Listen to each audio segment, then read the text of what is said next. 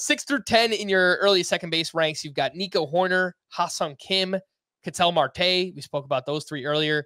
And then we get Zack Gelof at number 9 and Bryson Stott, who you have ranked 10th.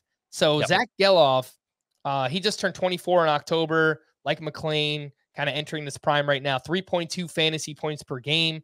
It's obviously a great mark. He was a second-round pick in 2021. He has that prospect pedigree. With the A's, he played 69 games. Zack Gelof hit 267 with 14 homers, 14 steals, and an 840 OPS. He did that after batting 304 with 12 homers, 20 steals at AAA last season. So you combine everything, you're looking at 26 home runs, 34 steals between the minors and the majors for Zack Gelof. And he's kind of like eerily similar to Matt McLean. He's got a high strikeout rate, 27%, elite line drives, 25.5% line drive rate. But man, that plate discipline, you dig a little bit deeper, 16% swinging strike rate, 74.7% zone contact. League average is like 84, 85%. So yeah, it's really low. He's 10 percentage points below that. I mean, that is scary, scary stuff here. So there's definitely some skills. There's power, there's speed, but the strikeouts could turn out to be a really, really huge issue for Zack Gelof.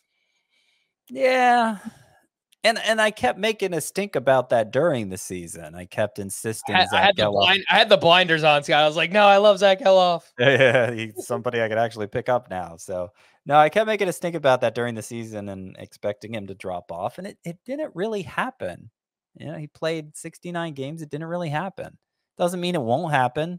But, you know, maybe it'll be even less of an issue next year. Maybe he'll get those rates up in his second season, like I was saying about McLean. I don't know. I do see that those two is very similar.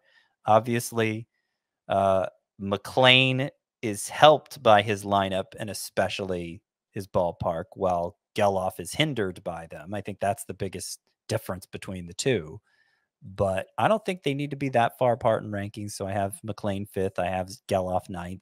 Who I invest in more might depend on where they are actually going on draft day. But I think if you miss out on McLean and you just want you want upside more than anything else, Gelof is going to be a pretty good choice for you. I'll also say, so you listed my 6 through 10 here. So it's 5 through 11, 11 being Gleyber Torres, 5 through 11. That's the range here where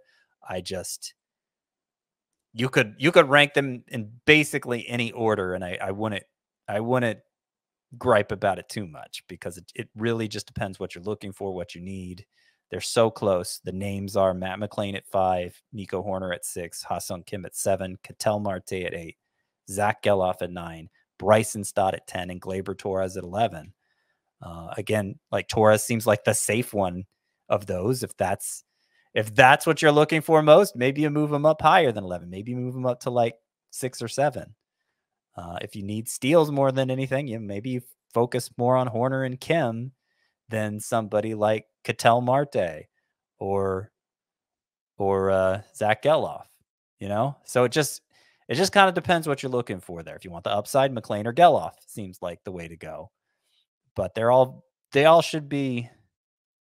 similar in my mind, even though, the fact I have Matt McLean 5 and Bryson Stott 10 makes it seem like a big difference. It's not as big of a difference as it seems.